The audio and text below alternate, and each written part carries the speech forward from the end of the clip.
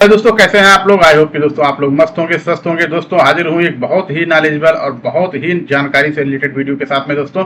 जी हाँ दोस्तों, आज हम बात करेंगे प्रोफेशनल टैक्स के बारे में। जी हाँ दोस्तों आगे बढ़ने से पहले हम आपको बता दें कि प्रोफेशनल टैक्स का जो वेबसाइट्स है महाराष्ट्र का, ये अभी चेंज हो चुका है। और पहले जो पुराना प्रोफेशनल टैक्स का वेबसाइट था वो अब चेंज होकर नया हो गया है। जीएसटी जब से आया है, मतलब जीएसटी आया था तभी पुराना चल रहा था कुछ समय तक, लेकिन अभी पूरी तरह से गवर्नमेंट ने इसे चेंज करके एक नया पोर्टल लागू किया। जब भी आप नए वाले वेबसाइट पे जाएंगे ना, आपको पूरी तरह से, अगर पुराने वेबसाइट पे कभी गए हैं, आप काम किया है कुछ, तो ये बिल्कुल आपको नया दिखने वाला है। तो आज हम सीखने वाले हैं दोस्तों कि हम प्रोफेशनल टैक्स का रजिस्ट्रेशन कैसे लेंगे, प्रोफेशनल टैक्स का रिटर्न, प्रोफेशनल टैक्स का पेमेंट कैसे किया जाता है, इससे के बारे में हम ऑलरेडी वीडियो बना चुके हैं। ये साइड में जो वीडियो दिख रहा है, अगर दोस्तों आपने नहीं देखा है तो ये आप जाके देख लीजिएगा। ये हम ऑलरेडी वीडियो बना चुके हैं। आप इस पे जाके प्रोफेशनल टैक्स का पेमेंट और रिटर्न कैसे फाइल किया जाता है, प्रोफेशनल टैक्स होता है क्या चीज, इसमें बहुत सारी चीजों के बारे में हम ऑलरेडी डिस्कशन कर चुके हैं। वीडियो के आई लिंक में हम इसका लिंक भी डाल देंगे, वहां से भी जाके देख सकते हैं। अगर आप लोगों के कमेंट आएंगे कि हमें नए पोर्टल पे भी जीएसटी का पेमेंट और रिटर्न कैसे फाइल किया जाता है, कैसे करें, तो हम वो भी आगे करके उसको भी नया वीडियो भी नए पोर्टल पे अपलोड कर देंगे।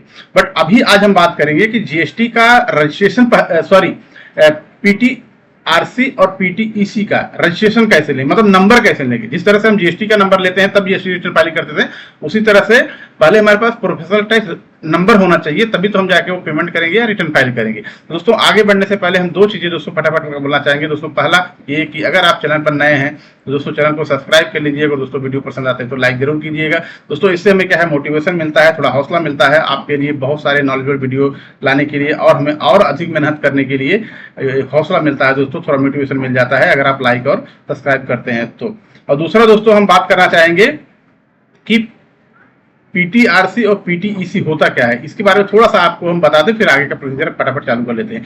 दोस्तों देखो, पीटीआरसी वो होता है जब कंपनियां होती हैं ना, तो उसमें क्या होता है कि बहुत सारे एम्प्लॉयज काम करते हैं, 10 हो सकते हैं, 15 हो सकते हैं, 15,000 भी हो सकते हैं।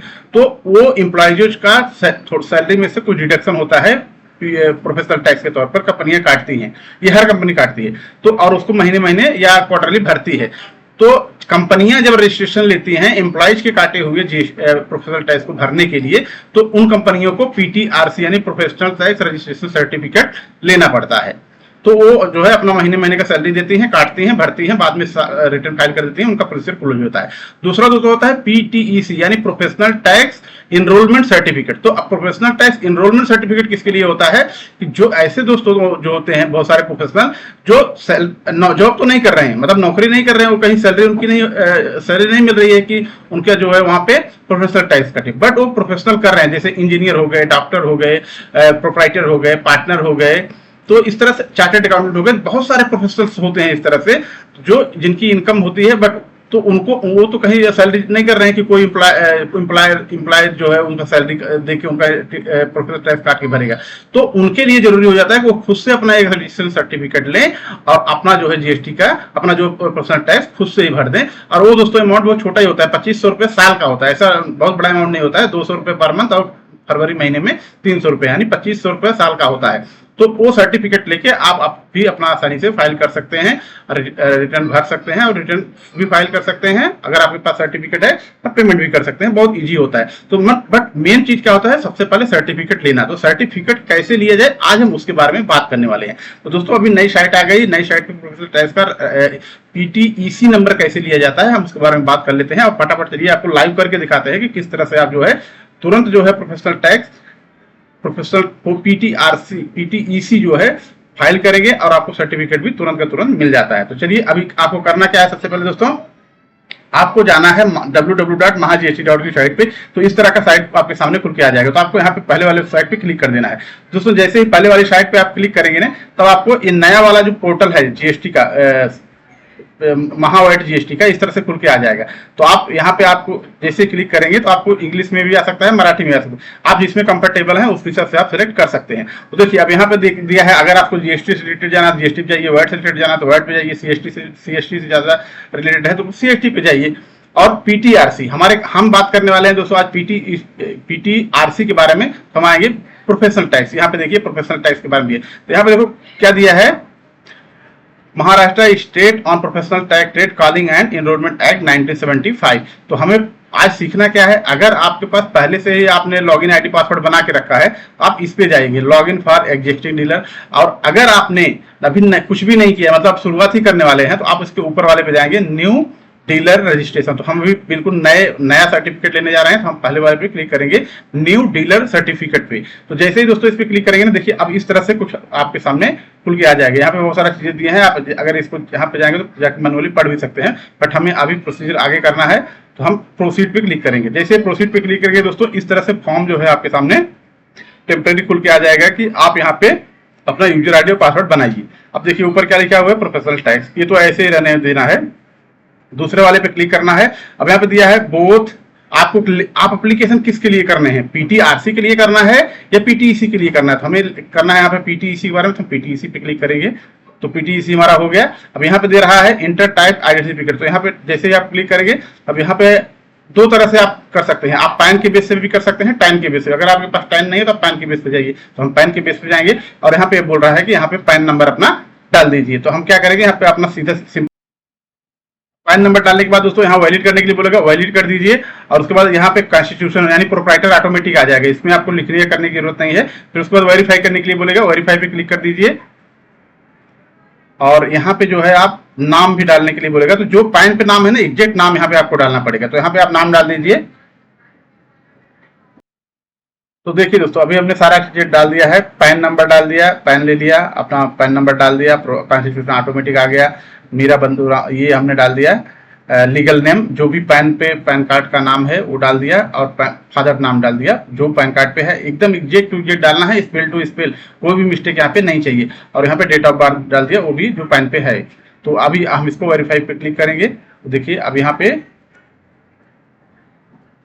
ये वेरीफाई हो जाना चाहिए। तो देखिए वेरीफाई हो गया। अभी वेरीफाई हो जाने के बाद अब नीचे हम आएंगे, यहाँ पे हम अपना ईमेल आईडी डाल देंगे, जो ईमेल आईडी डालना चाहें आप यहाँ पे डाल सकते हैं।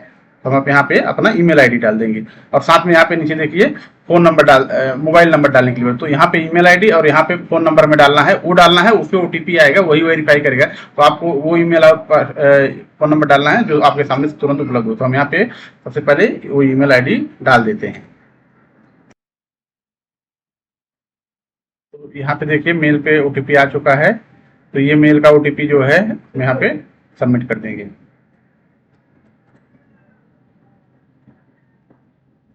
तो ओटीपी यहाँ पे डालने पर सबमिट करेंगे। अभी देखिए ये वेरीफाई हो जाना चाहिए। अभी देखिए ये वेरीफाई हो गया। अब मोबाइल नंबर हम यहाँ पे डालेंगे,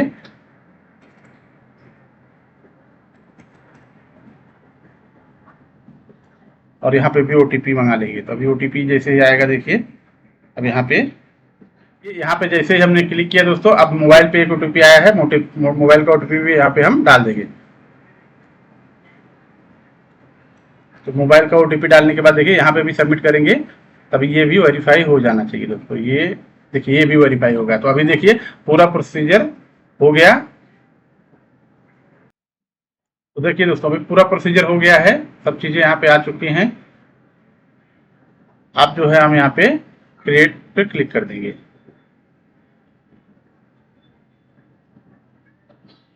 देखिए जैसे ही हमने क्रिएट पे क्लिक किया, सक्सेसफुल का मेल आ गया। हम यहाँ पे कंटिन्यू पे क्लिक करेंगे अभी। तो दोस्तों जैसे ही आपका फाइल क्रिएट हो जाएगा पूरी तरह से ना, तो आपको एक मेल आएगा। मेल पे आप जाएंगे, देखिए यहाँ पे एक मेल आया हुआ है कि रजिस्ट्रेशन एप्लीकेशन सक्सेसफुली। यहाँ पे आपके देखिए यूजर आईडी और आपका पासवर्ड भी आया रहेगा। तो ये यूजर आईडी और पासवर्ड का यूज करके आप जो है जाके वहाँ पे प्रोसीजर को लॉगिन कर सकते हैं। या अभी क्योंकि हम प्रोसीजर को जैसे अभी कंटिन्यू कर रहे हैं, तो इसलिए उसने फॉर्म पीटीआरसी रजिस्ट्रेशन फॉर्म 3 को भरने के लिए यहाँ पे दे रहा है कि आप फॉर्म यहाँ से डायरेक्ट भी भर सकते हैं। तो अभी क्या है, हमें अभी भरना है, तो हम अभी यहाँ पे प्रोसीजर कर सकते हैं, या हम वहाँ पे जाके लॉगिन भी कर सकते हैं नया।